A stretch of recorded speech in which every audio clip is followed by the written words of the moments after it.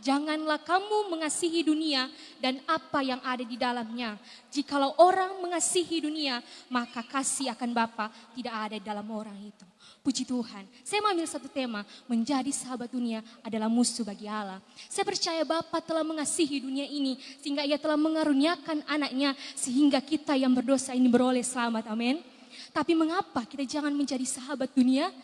Bukan berarti kita harus membenci dunia, tapi cara hidup kita, bahkan prinsip hidup kita jangan sama seperti orang-orang yang belum mengenal Tuhan. Amin. Sahabat identik dengan kedekatan.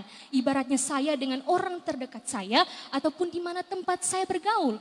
Peran lingkungan mempengaruhi manusia bersosialisasi. Kalau saya bergaul di tempat pergaulannya yang bebas, saya pun akan menjadi seperti itu. Jelas dalam kebenaran firman Tuhan, pergaulan yang buruk merusak kebiasaan yang baik. Ada orang-orang yang belum mengenal Tuhan yang lebih memilih jalan hidupnya untuk memuaskan keinginan daging.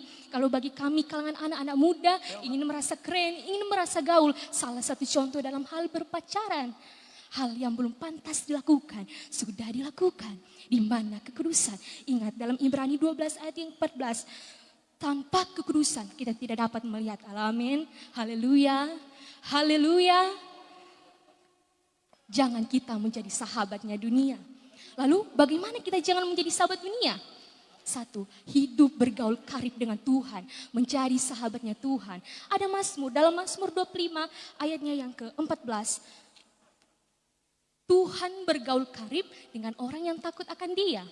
Hidup takut akan Tuhan, berjalan seirama dengan hati Tuhan. Dalam Amsal 16 ayat 6 ada berkata, takut akan Tuhan orang menjauhi kejahatan. Betapa berbanggalah hidup kita ini ketika hidup kita dekat dengan Tuhan. Hidup kita bergaul karib dengan Tuhan. Banggalah kita ketika kita menjadi anak-anaknya Tuhan.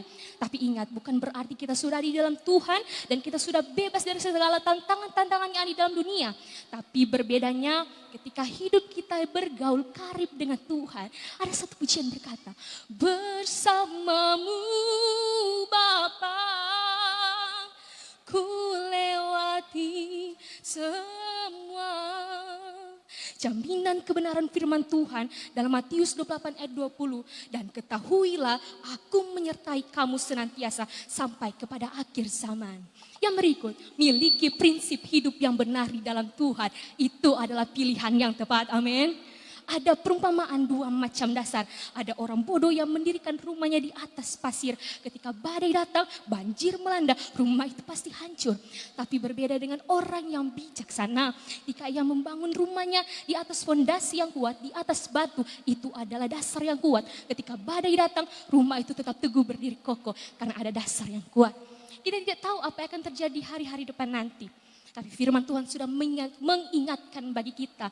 Kalau hari-hari ini dunia semakin jahat. Kita perlu dasar yang kuat itu, amin. Dasar yang kuat itu kita perlu tuntunan Roh Kudus, haleluya. Haleluya, kita perlu tuntunan Roh Kudus. Dalam Yohanes 14:26 di situ mengatakan Roh Kudus yang akan mengajarkan kita, Roh Kudus yang akan mengingatkan kita. Saya percaya ketika hidup kita ini dituntun Roh Kudus, saya dan saudara akan mampu berkata, saya berkata, ya pada kebenaran dan tidak terhadap dosa. Amin. Haleluya. Haleluya. Mau tampil beda dengan dunia? Hidup bergaul karib dengan Tuhan. Menjadi sahabatnya Tuhan. Di dalamnya ada takut akan Tuhan. Hidup sejalan dan seirama dengan hati Tuhan. Dan ingat, miliki prinsip hidup yang benar di dalam Tuhan. Itu adalah pilihan yang tepat. Haleluya. Tetap semangat di dalam Tuhan. Tuhan pasti akan menyertai hidup kita. Kalau hidup kita ini bergaul karib dengan Tuhan. Jangan menjadi sahabat dunia. Haleluya. Tetap semangat di dalam Tuhan. Tuhan Yesus memberkati. Haleluya.